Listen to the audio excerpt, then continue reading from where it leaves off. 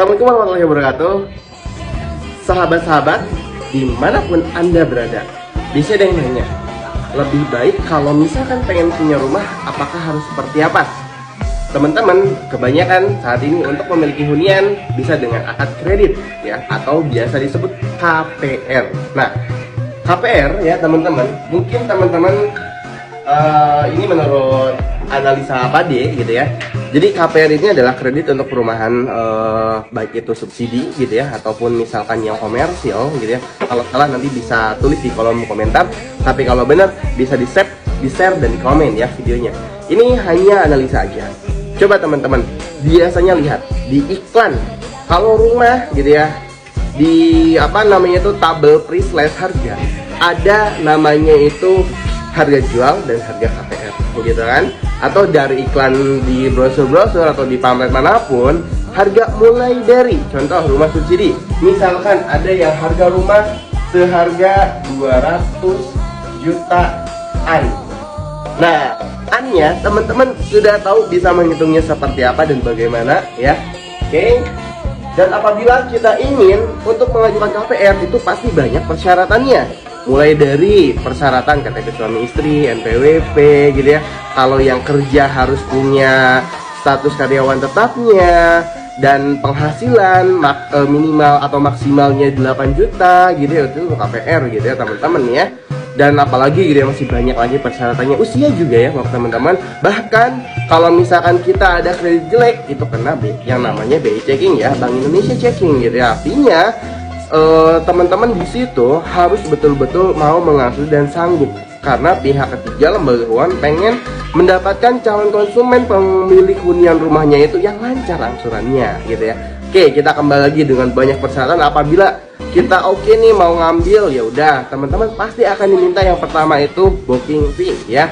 Biasanya berapa? Ada iklan mungkin menyebutkan 3 atau 5 juta all in sudah setelah terima kunci, mungkin itu bahasa marketing ya, biar tertarik ya. Berarti booking fee. Nah, ini teman-teman bisa sekitar misalkan 3 hingga 5 juta. Oke. Nah, terus apa lagi? DP. Nanti telepon biasanya udah membayarkan itu kalau sahabat-sahabat oke gitu ya. Artinya DP-nya paling sedikit biasanya 10%. Nah, kalau 10% dari 200 juta berarti sekitar 20 juta ya. Nah, berarti teman-teman atau sahabat-sahabat ya, kalau membayarkan 3 juta rupiah dengan DP 20 juta, total teman-teman yang sudah dikeluarkan 20 juta. Nah, itu 23 juta teman-teman ya. Nah, terus apa lagi? Oke. Sekarang akan dicek tenornya. Tenor yang 10 tahun, 15 tahun, 20 tahun itu pasti angsurannya berbeda-beda ya. Contoh kalau kita usianya masih 30-an atau 20-an, 20 sampai 30, itu bisa dapat bahkan ada yang 25 tahun sampai sekarang 30 tahun. Luar biasa banget ya, setengah hidup Anda gitu ya. Atau sahabat-sahabat dibayarkan untuk biaya cicilan angsuran rumahnya ya. Nah, oke. Teman-teman kalau misalkan di sini ngambil yang tenor contoh yang paling standar itu 20 tahun ya. Atau sama dengan 240 bulan. Apabila ya mendapatkan angsuran 1.500.000 setiap bulan, kita kalikan 240 bulan, boleh dibantu dihitung ya. Ini kurang lebih sekitar 360 juta. Nah, berarti KPR itu Anda lancar bayar, Anda kena bunga. Dari harga awal 200 jutaan, lunasnya 360 juta ya. Terus belum yang DP dan booking fee, berarti 383 juta. Nah, ada nggak suku bunganya gitu ya? Pasti akan selalu ada. Contoh minimal gitu kan, kita pakai yang 5% aja ini untuk contoh perhitungan. 5%-nya dari mana? 5%-nya ini dari harga awal 200 juta. Misalkan ini 200 juta, 5%-nya sekitar 10 juta per tahun.